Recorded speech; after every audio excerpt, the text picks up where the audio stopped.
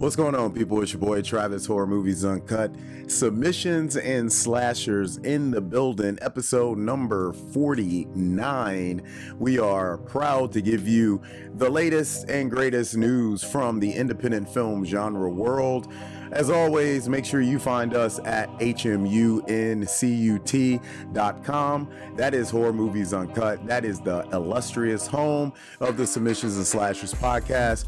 And that's where you can find us and follow us on all of our social media platforms as well. So make sure you hit all those buttons. We're going to dig right into what we got on tonight's show. It is Saturday, January 6th. I want to give a special happy birthday shout out to my two twin cousins, Rachel Woods and Erica Melcher, formerly Rachel and Erica White, the twins from Webster Groves or Maplewood, depending on where you were when they were growing up.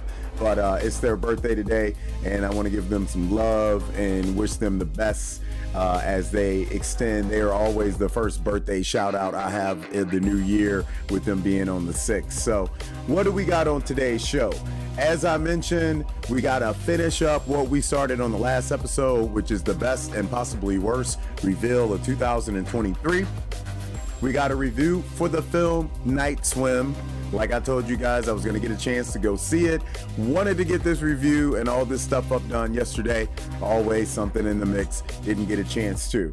Didn't get a chance also to see Ferrari. So we're going to have to just give you guys some thoughts on that whenever it hits the home entertainment market, and we'll get a chance to see it then. It's kind of phasing out of theaters anyways right now, so that's never a good sign for any film. As always, folks, we got weird news of the week. We're going to be talking about some Antique Roadshow for all you Antique Roadshow people out there. We got some weird news for the Antique Roadshow.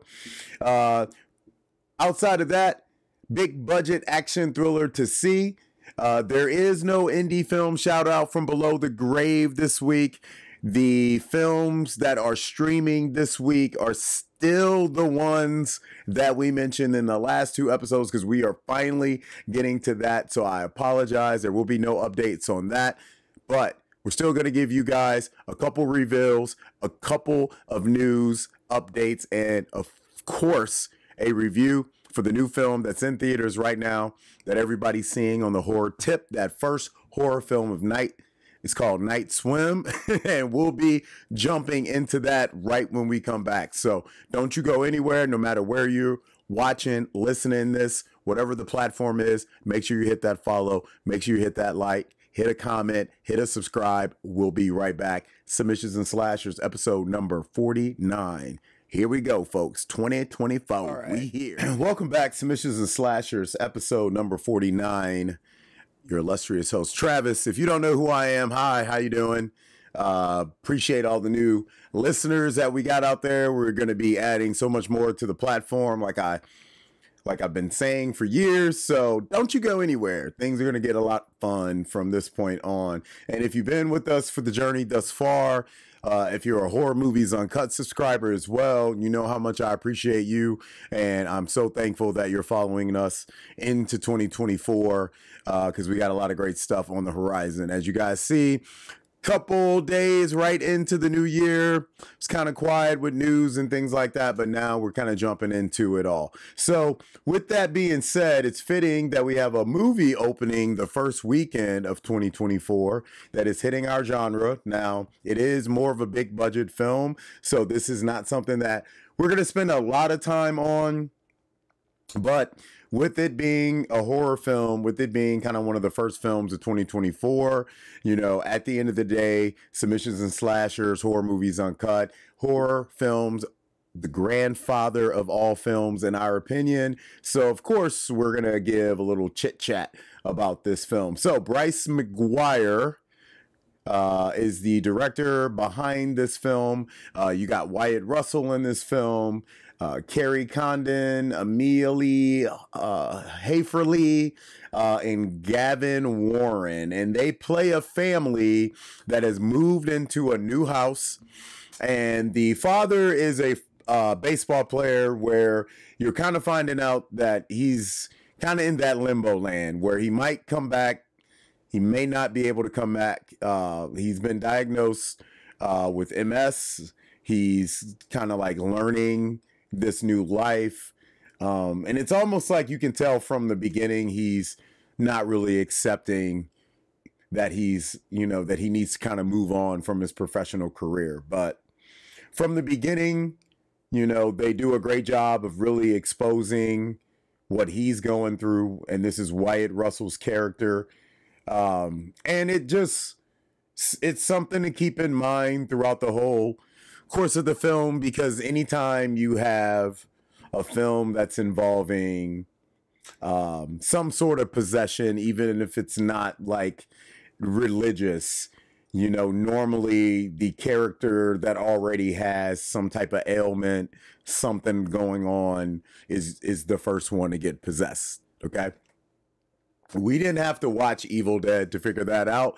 We just got it confirmed. So in NIGHTSWIM, this family moves into this house, and of course, the house is beautiful. I love the house in this movie. I want to live in the house in this movie, and I'll be honest with you, my black ass can't swim that good, but even I'll jump in this damn pool. I ain't afraid of these. You'll see, because I'm telling most of my friends and my little athletes, my high school athletes, they were asking me about the film because this is the time period when they're all 16, 17, they got their cars, so they're doing exactly what we did when we were in high school, which is go see horror movies. And I love that, and I love the fact that I can give them some insight on what it is that they may be spending their hard-earned money on, right? So anyway, what you find out, of course, the trailer kind of lets you know right off the bat the film is involving something terrifying living in the water, and it's having an effect on this family. It's kind of having an effect on the father in a different way, where you kind of get some Shining-ish type vibes from NIGHTSWIM. But really, as I said, punching on my phone onto the lovely X sphere of that used to be known as Twitter is just a reminder that Japanese and Korean films, Southeast Asian films, they had all this stuff figured out so long ago that you even still have people trying to mimic what they did back then. And this has so much that you could pull from Dark Water to One Missed Call to everything, that it's not gonna necessarily surprise you with the execution of the scares and what's really kind of going on with the family. I think the thing for me that was surprising is it wasn't as bad as I thought it was going to be. So we can give that, something. But it is, it's a family movie. It's PG-13. So that's why, of course, it's going to be okay for high school kids to go see this film. It's a very straightforward, clean, American, Japanese-styled horror film. It's like an Acura. You know what I mean? So I had no problems being entertained the entire time, and a lot of it just has to do with the fact that the cast is relatively sharp. I mean, like, the kids are great, and Wyatt, he's got his moments where you're but more than not, a film like this, he really can put his foot down in. He's kind of got that Patrick Wilson vibe, where if there's something going on with him that kind of takes him in other routes than the rest of the family, it works. So I didn't hate Night Swim. And honestly, I'm actually pretty pleased for it as kind of like the first big entry into horror for 2024. And I think the main reason why is because I used to hate PG-13 horror films so much. And even when I had a son, you know, who is now of this age where he's able to meet up with friends and go watch films, and I think him and his friends are going to go see Night Swim. You got to remind yourself that to truly create a horror movie fan, you have to touch them at a very, very young age. And you're only going to be able to do that with PG-13 movies. And you're just going to hope that the PG-13 movies have enough substance that it puts a lasting imprint on the kid or on the person that makes them kind of fall in love with the genre. And not that Night Swim is like so much of a great film or anything that it's going to do that, but you know, it's hey man, we look at what we had. I Know What You Did Last Summers, and you know what I mean? Like, we had films like this, you know, and like I said, we in our time period just stole directly from the Asians with One Missed Call and The Grudge and Ring and things like that. But for In the Eye and stuff like that. But for a film like Night Swim, Dark Water, we even took Dark Water, like I mentioned earlier. For a film like Night Swim, I personally get a kick out of knowing that a person like McGuire and the people behind the film, the writers and stuff, have an appreciation for Japanese horror, because that's exactly where they get this stuff from. Yeah. Okay. That good? All right.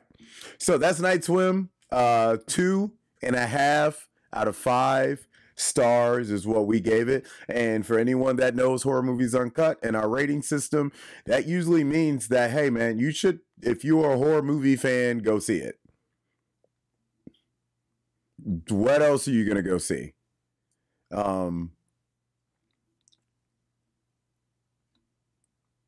There will be a lot of stuff coming out in the next few weeks. Honestly, it seems to be more streaming from what I'm seeing than big stuff coming in theaters outside of like the stuff we know about.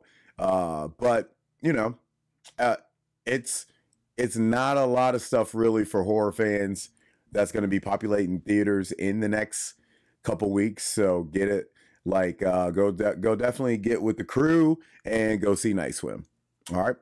So we'll be right back. We'll jump into some weird news of the week so we can kind of break up the reviews a little bit.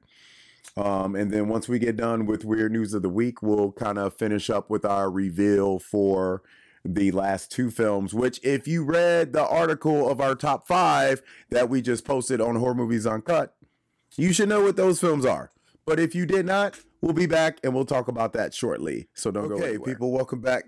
Submissions Slashers on this lovely Saturday night. You might be listening to this on Sunday. You might be listening to this on Monday. Regardless of when you are listening to this, we appreciate it.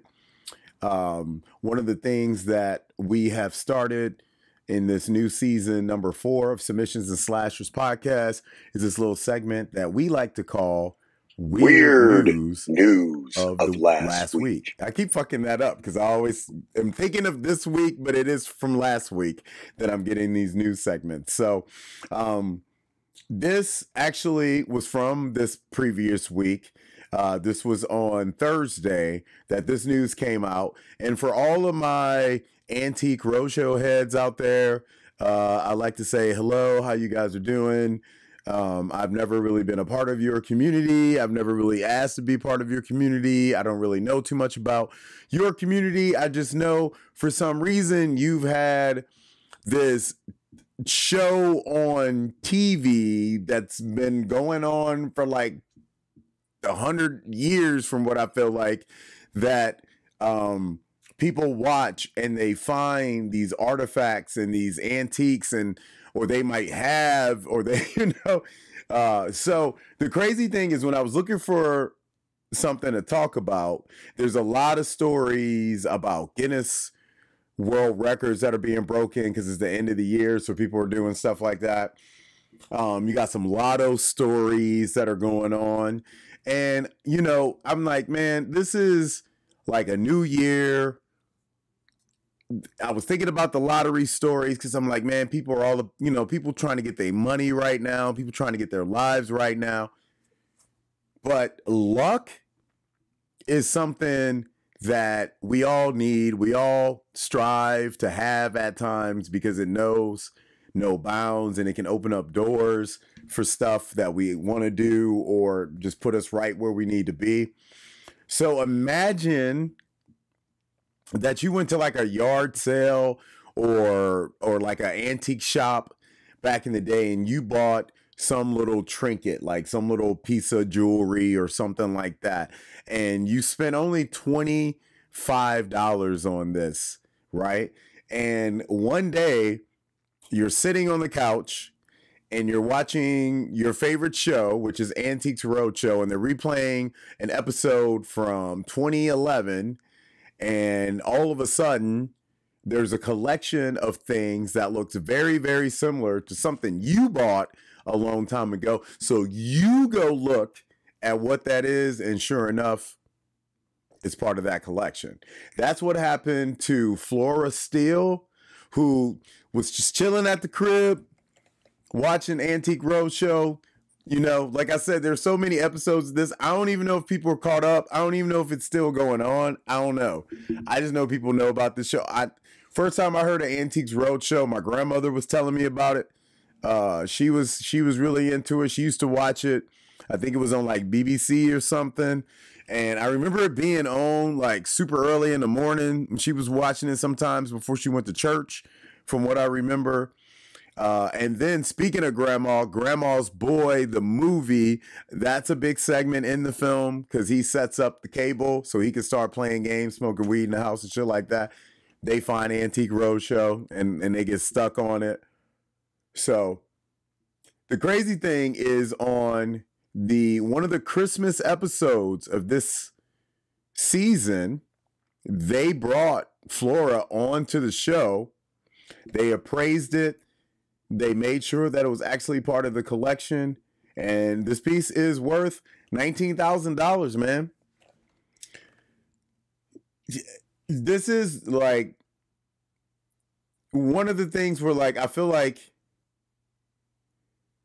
as a guy who needs to be doing a lot more ghost hunting than he is, but it's cold outside right now. This is like, I would love to go in some old house and just find a chest filled with stuff. And then you just have to take like an iPad in there with you and just skim through as many episodes of Antique Roadshow as you could possibly find, right? $25 turning into $19,000. Now, it is nowhere near the money that the young lady that almost threw away her lottery ticket got. She got like $925,000. She thought she didn't win. I don't call that weird. I'm like, you have a guardian angel looking over you. This, I wouldn't necessarily say is weird. This, I would say, is actually kind of cool, right? People that have been collecting stuff forever, from cards to cars to coins to whatever type of collectibles are out there, you know, you're always wanting that one big payout, that one big thing that shows up. Sometimes I feel like just to validate that you got something that means a lot to somebody. But look, man, I'm not going to lie to you. $25 going to $19,000. I could do that transaction any day. She bought this back in 1988, though. Man, it is so possible that that thing probably could have been lost, sold, given away to a family member. Who knows, man? But good for her. Hopefully, she's going to do something nice with the money, have some good quality time, get some tea, do whatever she needs to do. So that is the weird news of last week. We're going to jump back out, jump back in, give you guys our last two films that we talked about on our best and possibly worst of list reveal for 2023. So in case you didn't read the article, don't go anywhere so you can hear those when we come back. Then we'll get ready to wrap up the show after that, talk about the big budget action thriller that honestly, I'm very excited to see, man. I'm also kind of scared to see it. And I don't get, like, it's weird. My kids ask me all the time, they're like, is there any movies that scare you? And there's a movie that's coming out very, very soon that's going to be in limited theaters on demand that it's going to scare me. And I'll tell you why when we come back. All right, people, welcome back. Episode number 49, Submissions and Slashers podcast. We are back. One of the films that we were excited to talk about the last few weeks was Godzilla Minus One. And I'll be honest, I was very, very happy to see so many people put this as one of their best films of the year, because for me, it was hands down one of the top films of the year, regardless if you are a Godzilla fan or not, because it was just so hard not to fall in love with the story that was just kind of built around the whole entire monster.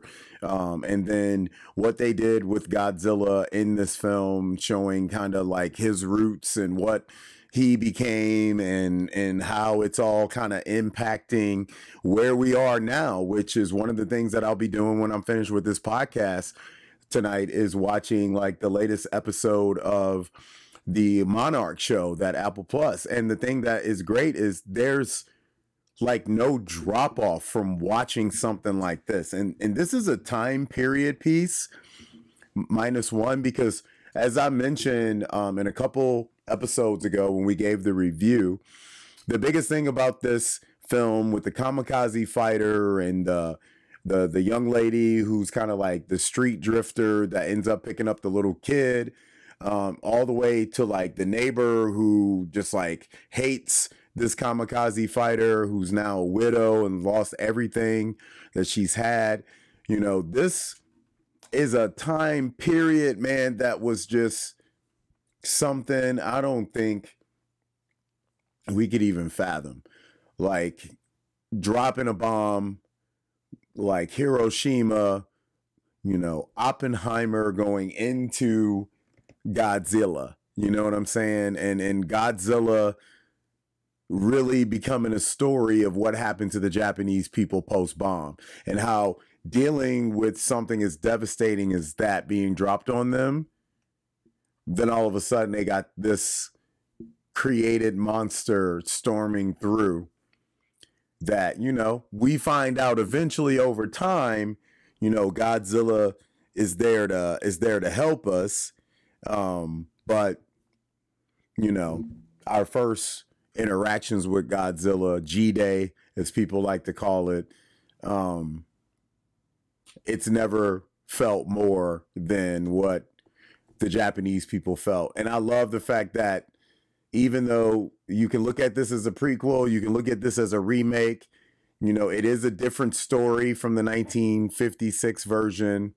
It's got so many layers.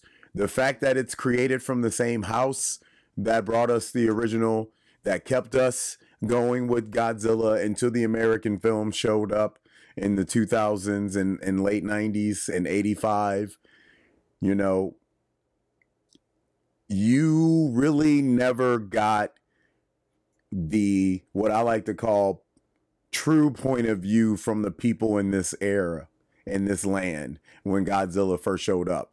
Like, the people were always so small, right? The scientists were big, and possibly the military people were big, but at the end of the day, everyone was so small. But in Godzilla Minus One, the cast is huge, and Godzilla is small. And that's hard to do when you're talking about a creature as iconic as my beloved Godzilla, which I will always be a kaiju Gojira fan forever. So Godzilla Minus One is one of the films for sure that was our top film of the year. Okay.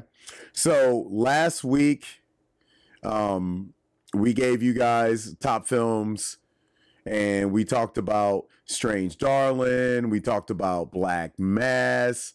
You know,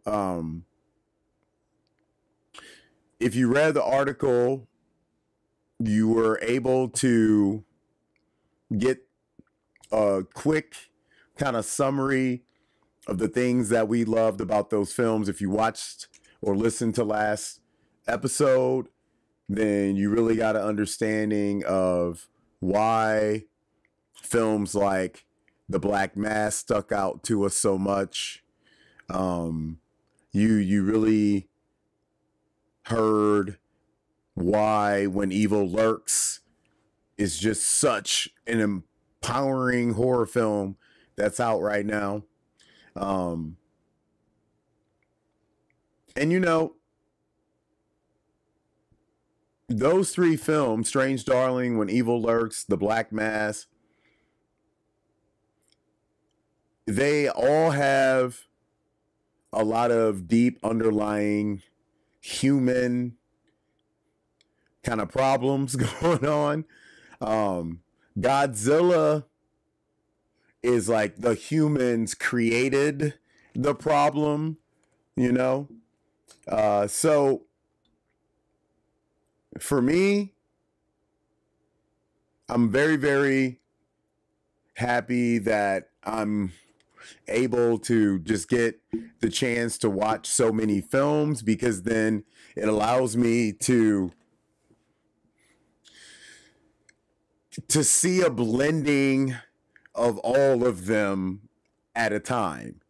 And it shows the evil that men do, women do, nature can do, society does, structural, you know, bigotry, racism, socialism, capitalism. That's what's so great about these films, is that they just really encompass all the vices, all the sins, everything that we, you know, that can be so great about all of us and our imaginations and fantasies, and also what can be so terrible and terrifying about all of us and our fantasies. So don't forget to make sure to follow us, people, as we do a quick little handling of business at HMUNCUT. That's where you can find us, subscribe, like, follow. Make sure you go to that website. It's where you get all those daily updates. Concrete Utopia is the last film in the reveal of our top films of the year. Now, the thing about Concrete Utopia is kind of similar to Strange Darling. There's possibly not a lot of people who've seen this if they did not attend any of the more recent festivals.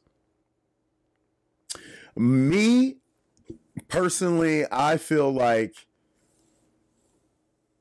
there's somehow gonna be either a British or an American remake of Concrete Utopia.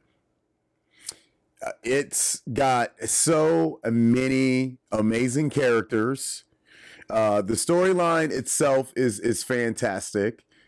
And like I said, it is one of the few films that kind of gives you everything you want in a genre movie. There's comedy, there's action, there's romance, there's horror, there's thriller, there's catastrophic events. So Concrete Utopia is primarily based around a huge earthquake that hit Southeast Korea. And what it does is it puts these like normal, everyday, hardworking people into a life that's kind of, you know, your Yellow Jackets, your Lord of the Flies, whatever, you know, it's every person for themselves, every family for themselves. You got this lottery that happens for these people to get apartments where they're going to live, and eventually they buy the apartments and then they can pass those on to their family members. And it seems to be something of massive pride in this region, and it's something I had no idea about. I've had friends that lived in Seoul and parts of Korea. They've never mentioned any of this stuff to me, so I found all of this fascinating when I first heard about it. In the film, they do a really, really good job of kind of showing the structured, like kind of outlying nature of how these people live, which is different than us, very much so. And then you have this huge earthquake that happens, and of course that brings fires, explosions, tsunamis, and this existence that used to be nothing but beautiful apartment buildings, think this concrete utopia, becomes ruin, and the only thing that's left is one building, and you have hundreds and hundreds of people who, are devastated because they've barely survived this event, and now the only thing they can do is make their way to this apartment building and hope to find refuge in the building. The people that live in the building, it's up to them to kind of find out or figure out if they're going to accept these people in the building, or are they going to fight to make sure that these people are not allowed. You get to see us at our best and our worst, and these people it's like watching New York City as a show, movie, all into one if it was a devastating nature. It's so relatable. I think that if anyone was to watch Concrete Utopia and walk away from it being like, that shit would never happen, like you are lying to yourself. This is a great film. It's a drama. It's a disaster movie. It is a authentic genre film. It is a 5-star type of movie. I was super happy that I was able to see it at Fantastic Fest. It's one of the films that I almost didn't see because I was thinking about leaving a little earlier, and I didn't. I stayed the next day. I hate the fact that I did not get a chance to interview the director. We worked to try to get it to work, but our schedules were so off. And Ty, thank you so much for making this beautiful film. Lee Bong Hong is fantastic. I can't wait to see. I'm like researching stuff that he's in so I could go back and watch some of his older stuff. But it is a great movie. It's truly one of those disaster films that gives you a clean picture of what we would do as humans at times in situations like these. So Concrete Utopia is that last film of our best of the year. So we are very happy to be finished with 2023. We're rolling into 2024. We're going to roll out of this segment so that we can come back, wrap up the show. Appreciate you guys for tuning in. Like I said, it's Saturday, January 6th. You might be listening to this on another day, but we are getting back to wrapping up episode number 49 of the Submissions and Slashers podcast when we return. So don't you go anywhere. All right, people. Submissions and Slashers episode number 49. We are getting set to wrap it up. So we need to talk about our big budget action thriller. This is going to be something that's going to be in theaters, also streaming as well. Some people got a chance to see this if they attended the Summertime's Tribeca Film Festival. This was part of their screening festival there.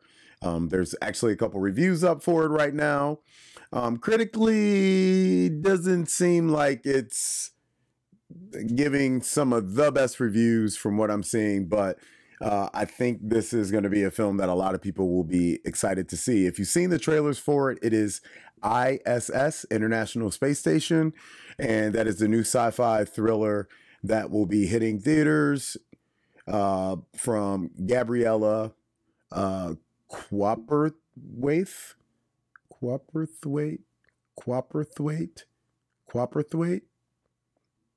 All right, y'all do what y'all gotta do. My last name is Brown, so people can get mad at me if they want to, but my family kept it easy. So anyway, ISS,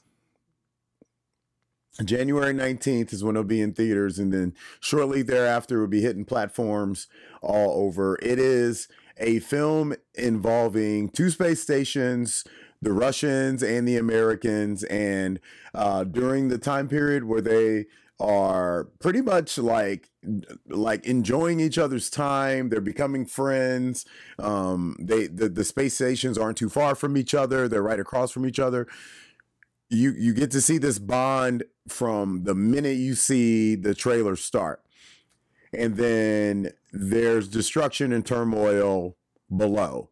And it looks to be all hell, all chaos. Think Cold War, you know, Russia, America, finally enough is enough. Boom, some shit's happening. Clearly, with this being the case, there's been some signals that have been sent up to the satellite stations that's telling the American astronauts to disable the Russian satellite station as fast as they can. And the American astronauts know that the same thing is pretty much being said to the Russians. The crazy thing about it all is, like one of the girls mentions in the trailer, they are all scientists. They are supposed to be smarter than this, better than this. But as we talked about in the film, that was one of the films of the year for us at HMU, Concrete Utopia, it does not matter. You can have a plan, man. You can have a plan. Everybody's got a plan till you get punched in the face, bruh. And that's pretty much what happens on ISSS. So you get to see the two stations and how they must deal with what's going on below them, that they can't really get a true indication.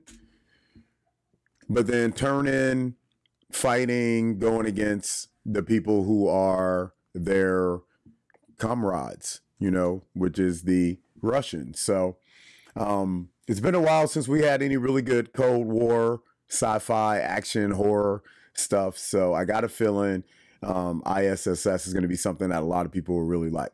So I think if you get a chance to, you should check it out. I'm going to check it out. And this is the movie that I was talking about earlier that I'm going to be fucking terrified to see, because the shit's involving space, man. Anytime you're out in the middle of fucking space, you got no way of getting your ass back home until the shit is done. Last thing you want to be is warring up in a goddamn satellite where you could get cut off and now your ass is just floating around in space hoping somebody picks you up sometime. I don't want to die like that. I want to go out like that. I'm good. So anytime I see a movie that's involving space and it's possibly somebody going to get fucking cut off and sent out into the middle of nowhere in space, I'm good. That's all on y'all, fam. Have fun. I ain't fucking with that shit. All right. So ISSS going to be hitting theaters coming up in the next few weeks. Make sure you check that shit out when you get a chance.